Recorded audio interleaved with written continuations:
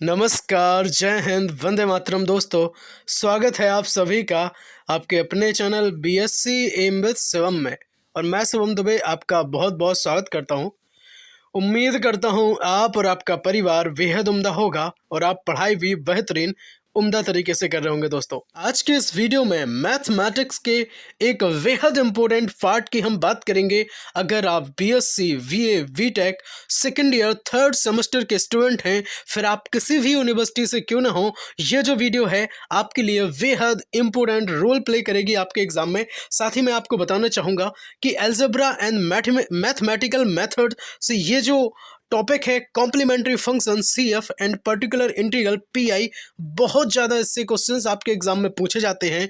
University exam में questions कैसे आते हैं, किस तरह से आप उन्हें अटेम्प्ट कर पाएंगे, बहुत ही सरल और आसान भाषा में हमने आपके माइंड में सेट करने की कोशिश करी है। दोस्तों, आप समझने की कोशिश ना भी करना, फिर भी आपके दिमाग में फीड कर दूंगा। दोस्तों चलिए, बहुत अच्छे से सरल तरीके से हैंड रिटन नोट्स के साथ मैंने आपको समझाया है ना।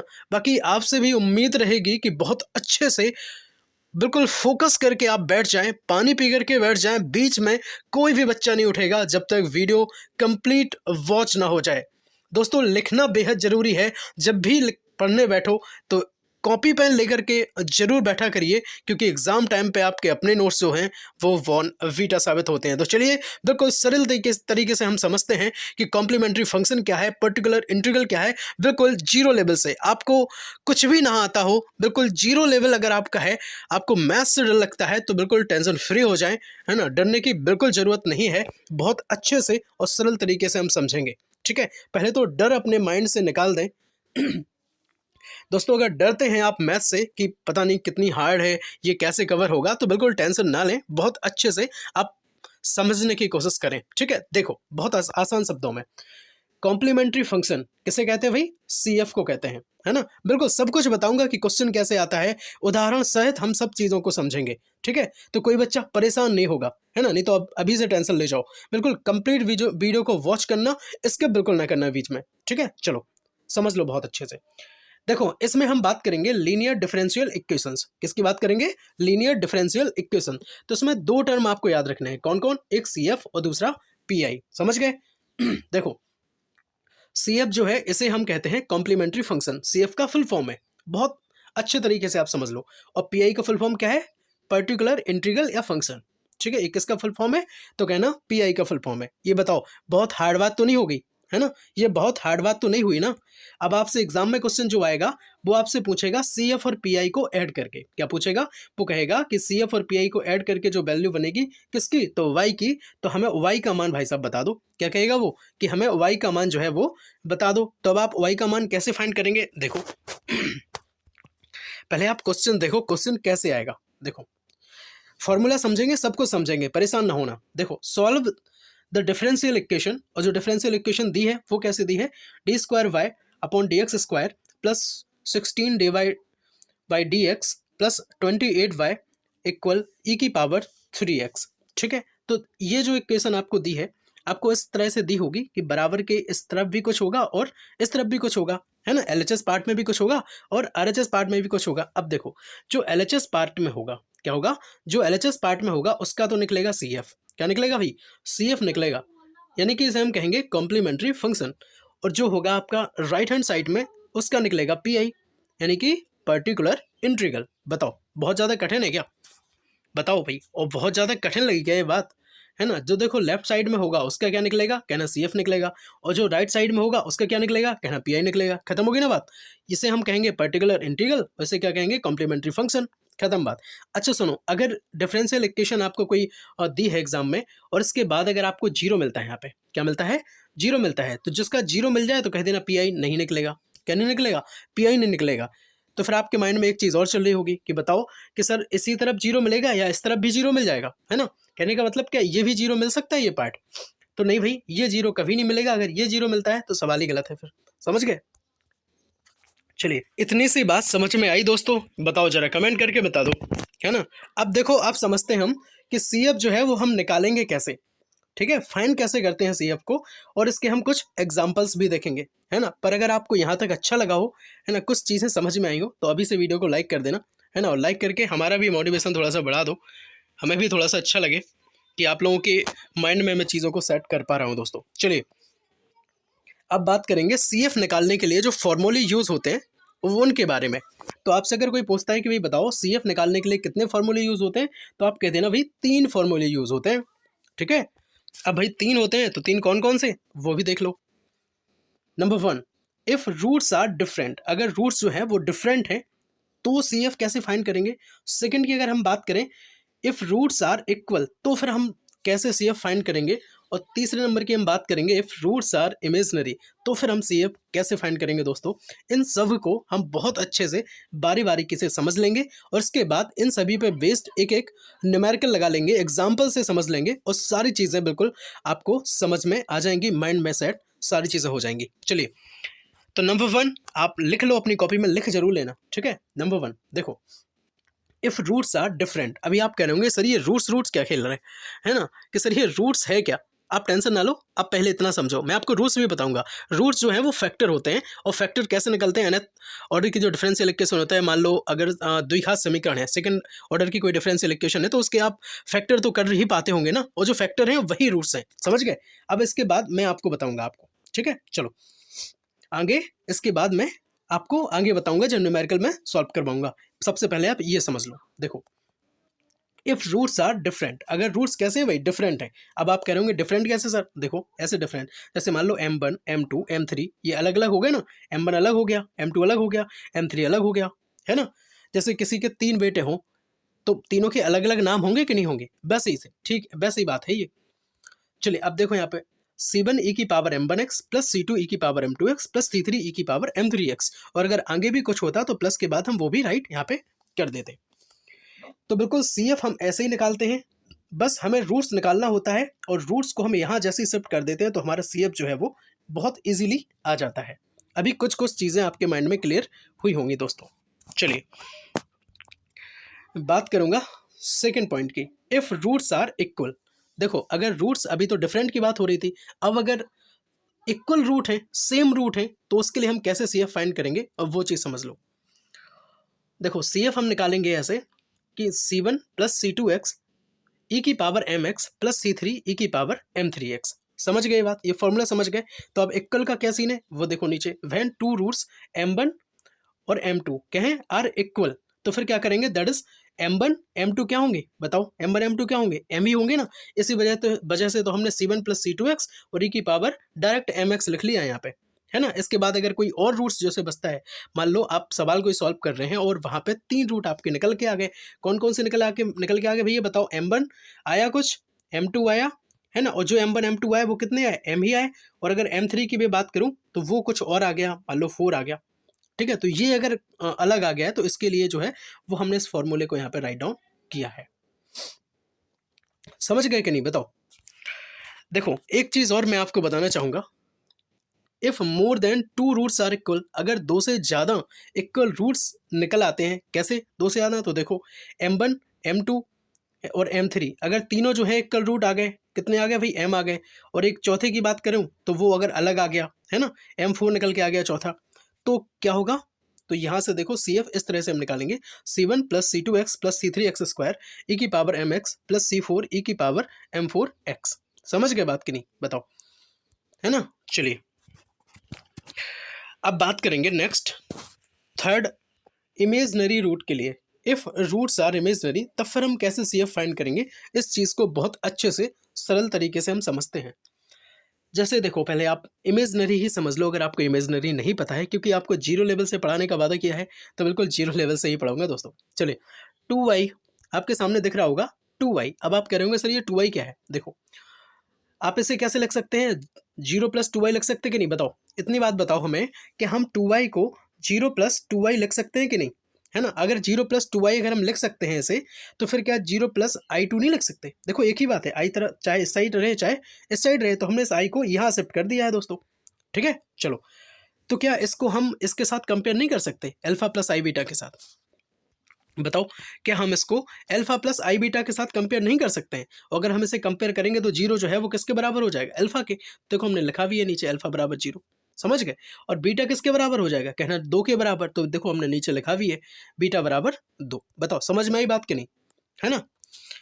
चलिए अब बात करेंगे यहाँ पे कि सी एफ हम कैसे फाइंड करेंगे। तो सी एफ का फॉर्मूला रहता है e की power alpha X plus C one cos beta X plus C two sine beta X. ठीक है, तो अल्फा की जगह पे आपको शिफ्ट ये कर देनी है वैल्यू, और बीटा की जगह पे आप यहाँ दोनों जगह आप 2 शिफ्ट कर देंगे, तो आपका जो है वो सी एफ फाइंड हो जाएगा।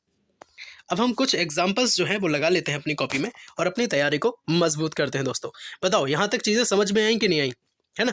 कमेंट कर दो अपना प्यारा सा कि आपको चीज़ें समझ में आई हैं और बहुत बेहतरीन तरीके से आई हैं। दोस्तों चलिए सब्सक्राइब जरूर कर लेना अगर अच्छा लग रहा हो तो, है ना, और शेयर कर देना दोस्तों में।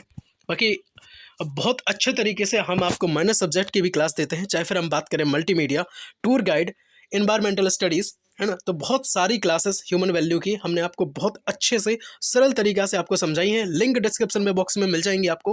बाकी प्लेलिस्ट अगर आप चेक करना चाहते हैं तो जरूर कर लें, है ना। और प्यारा सा कमेंट आप जरूर कर दें कि आप किस यूनिवर्सिटी से हैं, किस विश्वविद्यालय से हैं आप हमारी ये जो वीडियो है देखते हैं। हमें बहुत खुशी होती है, हम आपके सभी कमेंट पढ़ते हैं। कोई प्रॉब्लम, कोई बात, कोई ऐसी बात जो आप हमसे कहना चाहते हैं आप जरूर कमेंट में लिखा कीजिए, है ना। चलिए क्वेश्चन नंबर 1 की मैं बात करूँ अगर, देखो दोस्तों अगर कोई ऐसी पर्सनल बात हुआ करे जो आप सबके सामने, है ना, नहीं शेयर कर सकते, तो मेरी मेल आईडी दी हुई है, आप मुझे मेल कर सकते हैं, मुझे बता सकते हैं कि भाई क्या बात है। मैं कोशिश करूंगा उसे 100% उसका सोल्यूशन निकालने की, है ना। अपनी तरफ से मैं 100% कोशिश करूंगा दोस्तों। चलिए अब बात करेंगे क्वेश्चन नंबर 1 की। तो solve the differential equation of complementary function and the value of Y.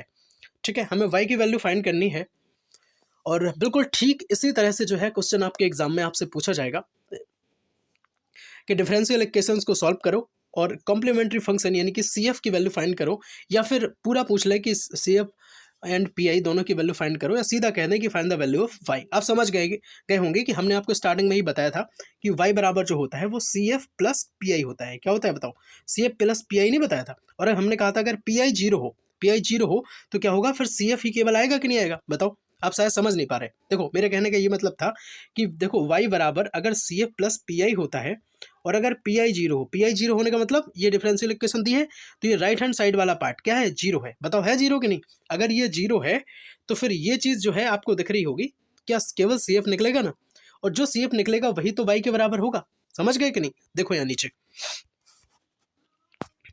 नीचे देखो आप, ये जो पार्ट है मैंने एरो पहले से ही इसमें बना दिया है, ये क्या है, जीरो है, तो इस वजह से पी आई जो है वो इसका क्या हो जाएगा, कहना जीरो हो जाएगा। सर बिल्कुल हो जाएगा कि नहीं। तो फिर इसका क्या निकालेंगे हम, C F plus P I. तो सी एफ पी आई जो है वो जीरो शिफ्ट करेंगे तो ओनली कितना आएगा, कहना सर सी एफ आएगा केवल। ठीक है, तो अब हम सी एफ जरा इसका फाइंड कर लेते हैं। तो ऊपर वाली इक्वेशन में आपको क्या करना है, जहाँ पे डी अपॉन डी एक्स लिखा है, क्या लिखा है भाई, डी अपॉन डी एक्स लिखा है, उसकी जगह पे हम डी शिफ्ट कर देंगे। बहुत ज़्यादा हार्ड बात नहीं है ये, है ना। आप बहुत ज़्यादा टेंशन ले जाओ कि भाई ये क्या कर दिया सर ने, अरे कुछ नहीं किया। देखो बहुत अच्छे से, जहाँ पे डी अपॉन डी एक्स लिखा था ना, वहाँ पे हमने क्या किया, सिर्फ डी शिफ्ट कर दिया। क्या शिफ्ट कर दिया, डी। तो देखो अगर हम यहाँ ऊपर वाली इक्वेशन में हम अगर शिफ्ट करेंगे, टेंशन ना लो, तीन न्यूमेरिकल हैं, तीनों में समझ में आ जाएगी आपको ये बात। देखो यहाँ पे अगर हम शिफ्ट करेंगे तो कुछ इस तरह से आएगा कि नहीं, D square Y plus D Y minus 30 Y.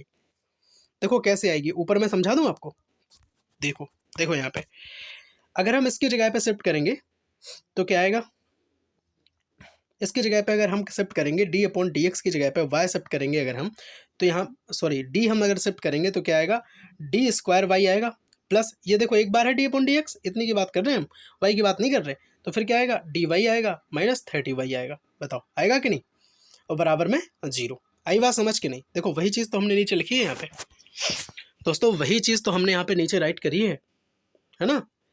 इसके बाद हम क्या करेंगे, for auxiliary equation put D equal M. देखो ऑक्सिलरी इक्वेशन के लिए हम जब रूट फाइंड करते हैं तो हम डी की जगह पे एम शिफ्ट करते हैं। बस दो काम आपको बहुत अच्छे से कर लेने हैं, एक तो जिसके रिस्पेक्ट में जो डिफरेंशिएशन है उसको हम डी शिफ्ट कर लेते हैं, और बाकी लास्ट में ऑक्सिलरी के लिए डी को हम एम शिफ्ट कर लेते हैं। बहुत अच्छे तरीके से आपके सामने ये चीज़ रहेगी, M square plus M minus 30। ये देखो डी की जगह पे हमने जैसे एम किया, शिफ्ट इस वाली इक्वेशन में हमने रखा है, तो बहुत अच्छे तरीके से सरल तरीके से ये चीज़ हमने बना ली है। ठीक है, इसके बाद आपको पता है भाई इसके हमें फैक्टर करने हैं, क्योंकि हमें m की वैल्यू फाइंड करनी है दोस्तों। तो हम 30 के अगर फैक्टर करेंगे तो क्या कुछ 6 और 5 ये होगा कि नहीं बताओ। यहाँ पे प्लस लाना है, +1 लाना है, तो हम क्या 6 - 5 लेंगे कि नहीं बताओ, तो ये प्लस m आ जाएगा। और अगर हम 6 - 5 का मल्टीप्लाई करते हैं तो -30 आएगा कि नहीं। हमने सारी चीज़ यहाँ पे राइट डाउन भी कर ली है। तो इस तरह से आपको फैक्टर निकालना तो दोस्तों आता ही होगा, है ना, बहुत अच्छे से आपने पढ़ा भी होगा। ये चीज़ें 9th में 8th में सिखा देते हैं। देखो तो इस तरह से आप जैसे इसे सॉल्व करेंगे तो आएगा ये m + 6, है ना, माइनस m हमने यहाँ पे कॉमन निकाला तो m + 6 = 0, और इस तरह से m + 6 = 0, m - 5 = 0। तो हम क्या करेंगे, इनको दो और रूपों में हम इसे विपरीत कर लेंगे, और m + 6 = 0, तो हम m बराबर -+6 जो है इस साइड आएगा तो -6, और ये इस साइड आएगा तो +5 हो जाएगा। तो इस तरह हम इसे m1 और इसे हम m2 हम इसे मान लेंगे। और जैसे हम इसको m1 m2 मानेंगे, बस बहुत अच्छी बात रही, आपको पता चल गया होगा कि ये जो रूट है वो कैसे हैं भाई, कंप्लीटली डिफरेंट है ना। -6 5 से अलग ही तो है। -6 -6 होता तो क्या होता है, इक्वल रूट होता, है ना, या 5 5 होते तो 2 कैसे होते, इक्वल या सेम रूट होते। ये कैसे हैं, डिफरेंट रूट है दोस्तों, ठीक है। चलो, डिफरेंट रूट के लिए हमने आपको बताई थी, है ना, फॉर्मूला इक्वेशन हमने आपको बताया था। क्या बताया था भाई, देखो CF = C1 e की पावर m1x + C2 e की पावर m2x।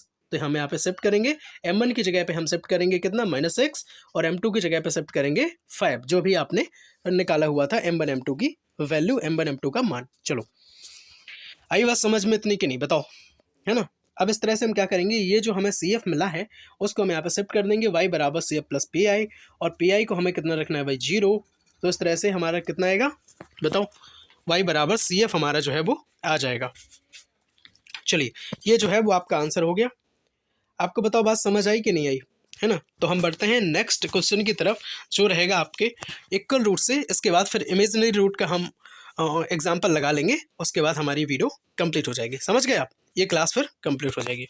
इसके बाद फिर PI को जो है हम नेक्स्ट सेशन में कभी डिस्कस करेंगे। आप बताना कि PI की वीडियो आप देखना चाहते हैं। अगर आपको अच्छी लगी है, हेल्पफुल लगी है, तो लाइक जरूर कर देना, है ना। बाकी सब्सक्राइब अभी तक नहीं किया है तो जुड़ जाओ भाई। बात करेंगे second for the equal root, question number 2 की बात होगी। Solve the differential equation, find CF। Complementary functions जो है आपको निकालना है। इक्वेशन आपको दी हुई है, आपके सामने रहेगी इक्वेशन। तो इस तरह से इस इक्वेशन में हमें क्या शिफ्ट करना है बताओ, d/dt, है ना। हमने कहा था जिसके रिस्पेक्ट में हो, किसके रिस्पेक्ट में बताओ, जिसके भी रिस्पेक्ट में हो हम उसे क्या शिफ्ट करेंगे, अभी बताया था आपको, d/dt की जगह d शिफ्ट कर लो। और जैसे ही आप d/dt की जगह d शिफ्ट करेंगे तो कुछ इस तरह से आपके सामने ये बन जाएगा, d² x + 6। इस तरह से हम इसमें रखेंगे तो क्या आएगा बताओ, 6dx + 9x = 5। बहुत अच्छे से ये चीज़ आ जाएगी कि नहीं। तो इस तरह से हम यहाँ पे x कॉमन निकाल लेंगे, तो d² + 6d + 9x = 0, कुछ इस तरह से बन जाएगा। और हमने आपसे कहा भी था कि फॉर ऑक्सिलरी इक्वेशन आप क्या करेंगे, d = m शिफ्ट करेंगे। तो जैसे ही आप d की जगह m शिफ्ट करते हैं तो इस तरह से आपके सामने बन जाएगी इक्वेशन। और इस इक्वेशन से आप क्या करेंगे, फैक्टर कर लेंगे 9 के। और 9 के हमने फैक्टर भी बताए भाई कि 3 3 से आप फैक्टर कर सकते हैं। तीनों 3 को अगर हम ऐड करेंगे तो 6 आएगा, और 3 3 का अगर मल्टीप्लाई करेंगे तो 9 आएगा, ठीक है। चलो, तो इस तरह से क्या है, आपके फैक्टर हो जाएंगे। और फैक्टर होने के बाद आपको 2 रूट भी मिल जाएंगे। इस तरह से हम उन्हें इक्वल करेंगे 0 के, और इस तरह से हम वैल्यू निकालेंगे, है ना। m = -3 आएगा, ये भी इस साइड जाएगा तो क्या आएगा बताओ, -3 आएगा ना। तो m1 बराबर कितना हो गया, -3, और m2 बराबर कितना भी -3। तो देखो आप दोनों जो हैं वो आपको सेम मिल गए होंगे। बताओ सेम मिले कि नहीं मिले, है ना। अभी आप समझ नहीं पा रहे होंगे कि सेम कैसे मिलते हैं, अब आपको पता चल गया होगा कि m1 m2 जो है वो सेम कैसे मिलते हैं। तो -3 ये भी आया और -3 ये आया, उसमें डिफरेंट आए थे ना, -6 और 5। तो m1 m2 दोनों हैं कितना, -3 आ गए। चलो, अब जब सेम आ गए हैं तो फॉर द इक्वल रूट हम क्या लगाते थे, CF C1 + C2x e की पावर mx। तो यहाँ पे लिखेंगे हम C1 + C2x, और e की पावर m की जगह पे कितना था बताओ भाई, m की जगह पे कितना था। तो क्या m की जगह पे -3 था, और अगर m की जगह पे -3 था तो आप देखो ये हमने शिफ्ट कर दिया है m की जगह पे -3। आगे बात समझ में कि नहीं, है ना। तो बस इस तरह से आपका जो है वो CF फाइंड हो गया है यहाँ पे। और y = CF + PI हम रखेंगे, PI को हम फिर 0 रखेंगे, और CF का जो है वो मान अभी जो निकाला है आपने वो यहाँ शिफ्ट कर देंगे। तो इस तरह से y जो है वो हमारा इस तरह से ये आ जाएगा, और यही जो है हमारा वो क्या हो जाएगा बताओ, आंसर हो जाएगा कि नहीं, है ना। अभी तक कमेंट नहीं किया है कि आप किस यूनिवर्सिटी से हैं तो भाई कर दो, है ना। हम भी पढ़ लें कमेंट कि आप कहाँ से हैं, हमें भी पता चल जाए थोड़ा सा। बाकी हर तबके के गरीब से गरीब बच्चों को शिक्षा देने के लिए ये जो चैनल हमने बनाया था BSc MBA Shivam study platform के माध्यम से हर तबके के गरीब से गरीब बच्चों को शिक्षा भी दी जा रही है और बहुत अच्छे तरीके से, है ना। मेरा भी कहीं ना कहीं सपना साकार हो रहा है कि मैं आपको बहुत अच्छे से सरल तरीके से गुणवत्तापूर्ण जो है वो क्वालिटी परक शिक्षा आप तक पहुंचा पा रहा हूं। चलिए बात करेंगे नेक्स्ट फॉर इमेजिनरी रूट के लिए क्वेश्चन नंबर 3 की बात होगी। Solve the differential equation and find CF। देखो CF निकालना है इमेजिनरी रूट के लिए, है ना। अभी तक आपने बहुत सारी चीज़ें कंप्लीट कर ली हैं और आपको अच्छा भी लगा होगा, चीज़ें समझ में भी आई होंगी। चलिए अब बात करते हैं d² y plus upon dx² plus 4y = 0। ये इमेजिनरी रूट के लिए हम सॉल्व करते हैं। सॉल्यूशन की बात करेंगे बहुत अच्छे से, है ना। देखो इस इक्वेशन में हम क्या शिफ्ट करेंगे, d/dx की जगह पे d, ठीक है। जैसा हम अभी तक 2 इक्वेशंस में हम करते आए हैं तो हम सेम यही करेंगे, d² y प्लस 4y = 0, क्योंकि इसमें है, इसमें तो है ही नहीं, है ना, d/dx। तो हमने इसको एज इट इज रख दिया, बाकी इसमें हमने क्या किया, चेंज कर दिया। समझ गए बात कि नहीं, बताओ।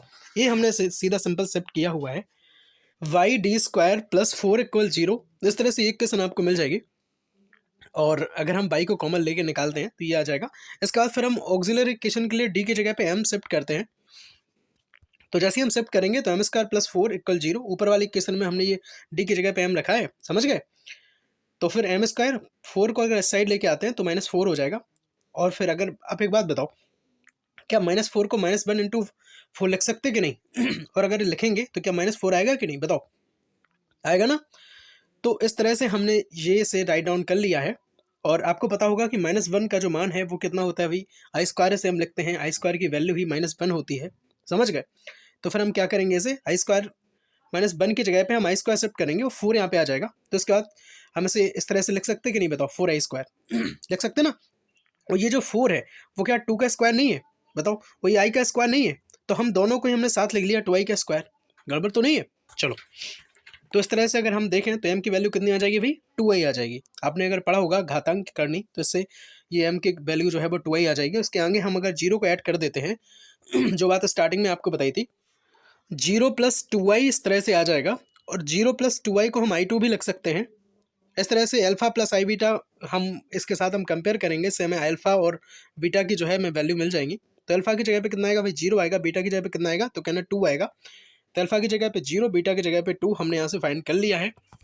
और इमेजनरी रूट के लिए हमने आपको बताया था कि CF e⁴ c1 cos βx plus c2 sin βx, है ना। अल्फा की जगह पे 0 शिफ्ट करेंगे, बीटा की जगह पे 2 शिफ्ट आप जैसे ही करेंगे तो कुछ इस तरह से आपके सामने ये चीज़ निकल के आ जाएगी। देखो, तो रख दो ऊपर वाली इक्वेशन में क्या रखना है, देखो हम आपको नीचे दिखा देते हैं। ये यहाँ पे अल्फा है, इसकी जगह पे हमने 0 शिफ्ट किया तो इस तरह से आ गया, plus c1 cos beta, beta की जगह पे कितना शिफ्ट करना है, कहना 2। तो हमने इस बीटा की जगह पे 2 शिफ्ट कर लिया तो यहाँ पे 2 आ गया।